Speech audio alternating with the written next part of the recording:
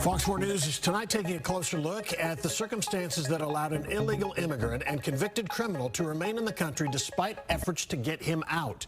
The Cuban national is now charged with capital murder for a gruesome machete attack this week at a Dallas motel. Here's another moment where this could have been 100% preventable. But, you know, they all should be able to come here so we can all live together in kumbaya. All of us are immigrants except for the indigenous people.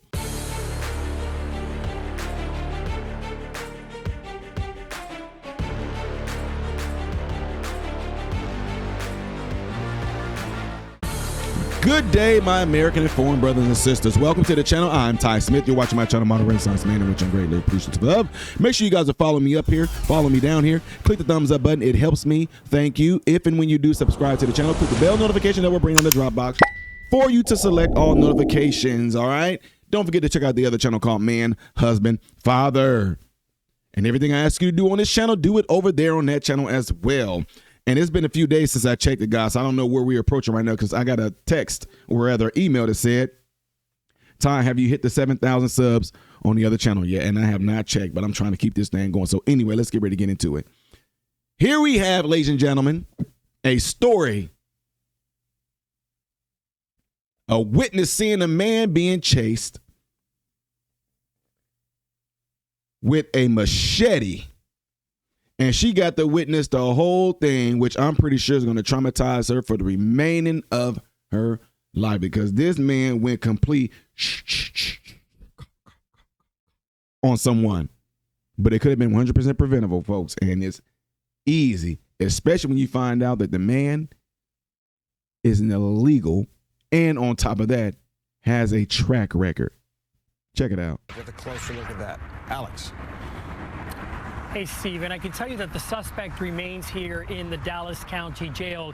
You know, today we learned new details about why the Cuban national was not deported after serving time in a California jail, despite the fact that there was a federal immigration order in place. Theoretically, 37-year-old Jordanis Cobos Martinez should not have been in the United States when police say he beheaded his boss at a Dallas motel Wednesday morning. The already once convicted Cuban national had been on an immigration detainer when he was released from a California jail on January 13th of this year after serving time for carjacking a woman in South Lake Tahoe while he was naked.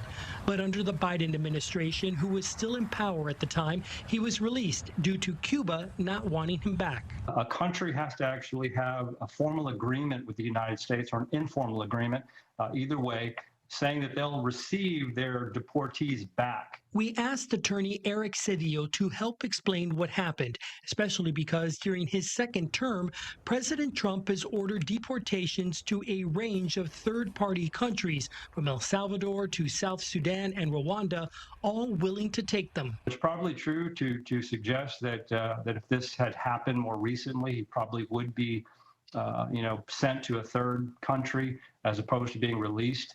Out into the country. So it's a situation where, timing had a lot to do with it. In cases where a defendant like Cobos Martinez is in and out of jail, there are a lot of moving parts from the police to the prosecutors and courts that can complicate his custody status. But a statement from the Department of Homeland Security puts the blame squarely on the previous administration's policies, saying in part, this gruesome savage slaying of a victim at a motel by Jordanis Cobos Martinez was completely preventable if this criminal illegal alien was not released by the Biden administration because Cuba would not take him back.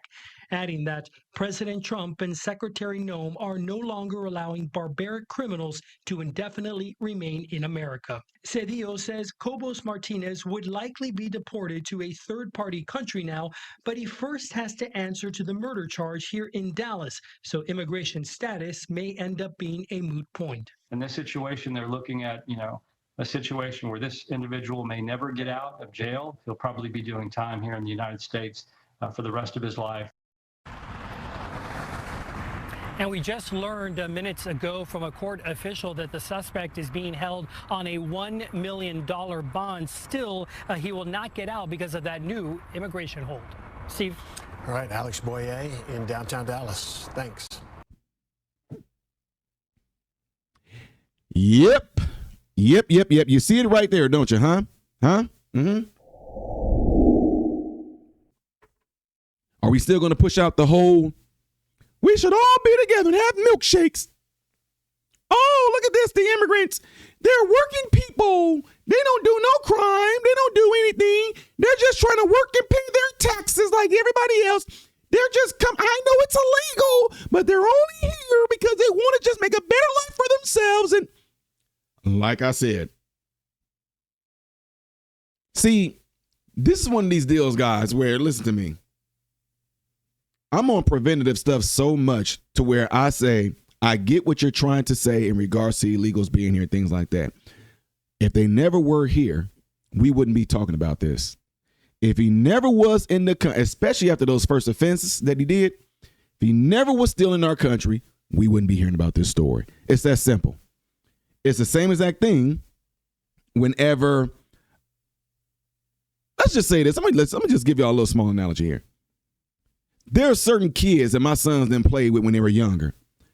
I gave these kids maybe 2 weeks of them being in our presence, them being around. And once these kids got to a point to where they weren't trying to change or do anything different, I told them, hey, y'all can play wherever y'all want to play, but you're not going to be down here in my yard, or you're not going to be coming in my house. So the minute they came down towards the way, hey, what are y'all doing? Oh, we just did not tell y'all you are not to be in my yard, period. So you can go over there, whatever like that, but do not come in my yard.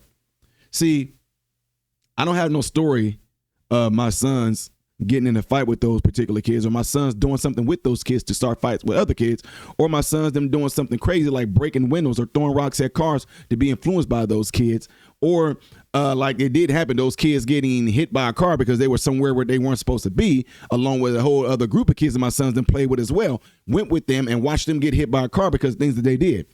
The reason why I didn't have to have any of those stories because I prevented it right from the jump. So what am I saying?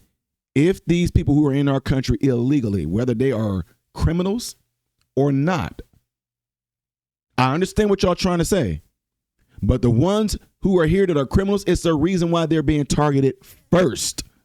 But the point is, if they were not in this country with those crazy criminal impulses that they have, we wouldn't be hearing stories like this. They wouldn't be in our country. Y'all follow me? Preventative measurements is exactly what needs to be put in place so we won't hear things like this. We won't hear the Lake and Rileys, anything like that. Y'all might disagree with this, but that's fine. But I bet if that was your uncle, your cousin, your husband, your brother that this happened to, you would want some revenge. Let me know what y'all think about this by putting it in the comments below after this video. The next video that I'm going to be doing, folks, y'all, this is another crazy one right here involving some teachers doing what they did as some school children regarding Charlie Kirk's dad. You won't believe some of the stuff that they said. That video was up there. Things I did as of yesterday right here. If you have not subscribed to the channel, click this right there. That's how you do it. I am Ty Smith, Model Renaissance Man, hoping and praying that every last one of you have food, shelter, and clothing. Most of all, praying every last one of you guys are in great health, mentally, physically, emotionally, spiritually. God bless you all through Jesus.